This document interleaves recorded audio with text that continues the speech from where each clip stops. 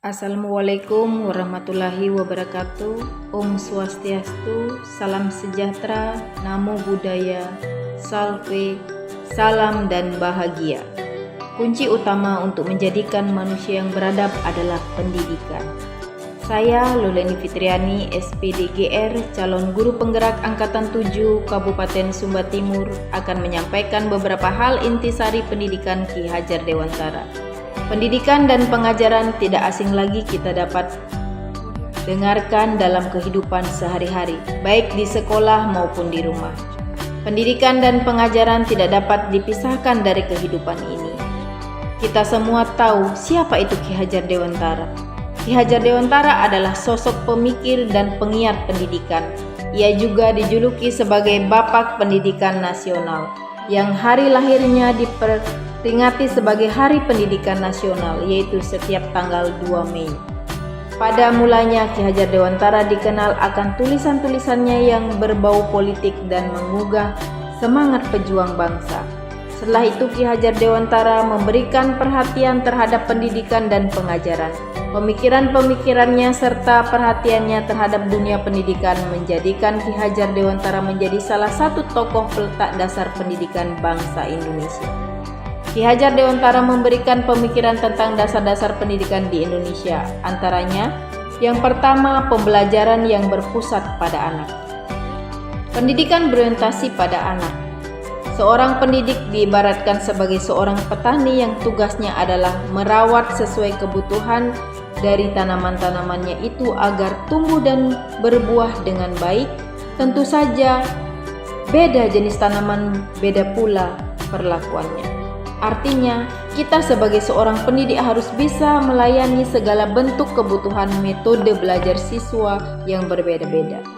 Pada konteks ini, saya sebagai pengajar harus memahami kebiasaan siswa. Ada siswa yang suka belajar dengan membaca, ada siswa yang suka belajar dengan menonton, ada siswa belajar di lingkungan alam secara langsung.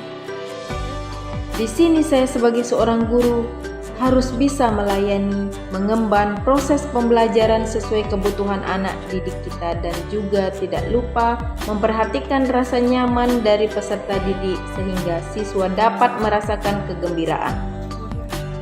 Dasar merdeka belajar, kita harus bisa memberikan kebebasan kepada anak untuk mengembangkan ide, berpikir kreatif, mengembangkan bakat atau minat siswa. Tetapi kebebasan itu bukan berarti kebebasan yang mutlak. Perlu tuntunan dan arahan dari guru supaya anak tidak kehilangan arah dan membahayakan dirinya. Pada hal ini, kita sebagai seorang guru memberikan kebebasan terhadap siswa untuk mengembangkan ide kreatifnya melalui bakat dan minatnya. Salah satu contoh dalam pelajaran yang saya empu yaitu mata pelajaran prakarya dan kewirausahaan.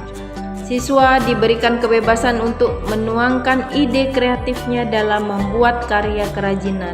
Namun saya sebagai guru tetap menuntun dan memberikan arah untuk mencapai tujuan serta hasil yang baik. Yang kedua, pendidikan bertujuan menuntun kodrat anak.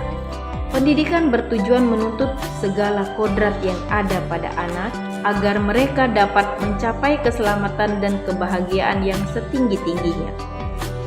Ki Hajar Dewantara juga mengingatkan para pendidik untuk tetap terbuka dan mengikuti perkembangan zaman yang ada, namun perlu diselaraskan dahulu karena belum tentu yang baru itu baik.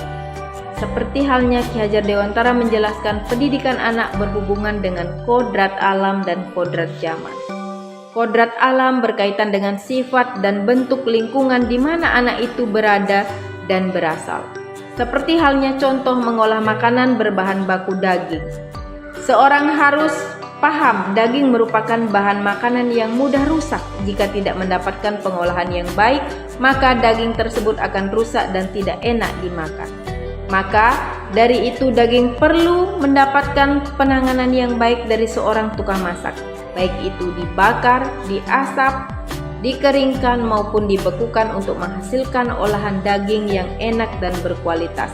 Itu pun yang terjadi pada saat kita sebagai seorang guru dalam memperlakukan anak didik kita. Kita tidak bisa menghapus sifat dasar tersebut. Yang bisa dilakukan adalah menunjukkan dan membimbing mereka untuk selalu menunjukkan sifat baiknya dan menghilangkan sifat jeleknya melalui perlakuan-perlakuan yang baik pula. Kodrat zaman dapat diartikan perkembangan sesuai zamannya, yang terbuka tetapi tetap memperhatikan norma yang ada. Seorang guru harus membekali keterampilan pada siswa sesuai perkembangan zamannya, agar mereka dapat hidup, berkarya, serta menyesuaikan diri dengan lingkungannya. Seperti halnya memberikan pengetahuan tentang teknologi dan komunikasi dalam pemanfaatan di proses belajar mengajar. Yang ketiga, pendidikan budi pekerti. Pendidikan budi pekerti juga bagian yang tak terpisahkan dari pendidikan dan pengajaran. Kita sebagai guru harus memberikan teladan atau contoh perilaku yang baik bagi siswa dalam mengembangkan budi pekertinya, seperti halnya melakukan doa bersama sebelum mulai pembelajaran, memberikan salam kepada guru dan teman dengan sopan, saling membantu antar sesama, saling menghargai antar sesama. Yang keempat, ada filosofi Ki Hajar Dewantara. Kita juga sebagai seorang guru bisa memperhatikan dan menghormati anak dengan sebaik-baiknya sesuai dengan kodratnya. Yang pertama, memberi teladan. Engarso sung tolodo. Dalam hal ini, seorang guru harus mampu menjadi contoh bagi siswanya baik sikap maupun pola pikirnya.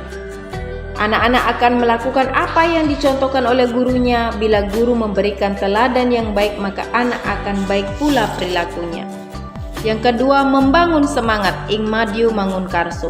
Pada kondisi seperti ini, bila guru berada di antara siswanya, maka guru tersebut harus mampu memberikan inspirasi dan motivasi bagi siswanya, sehingga siswa diharapkan bisa lebih maju dalam belajar.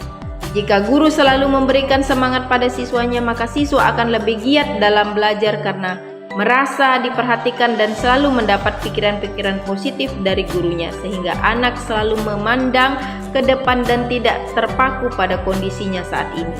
Yang ketiga, memberikan dorongan atau tuturi handayani, yang artinya di belakang guru memberikan motivasi, dorongan dan semangat kepada siswanya.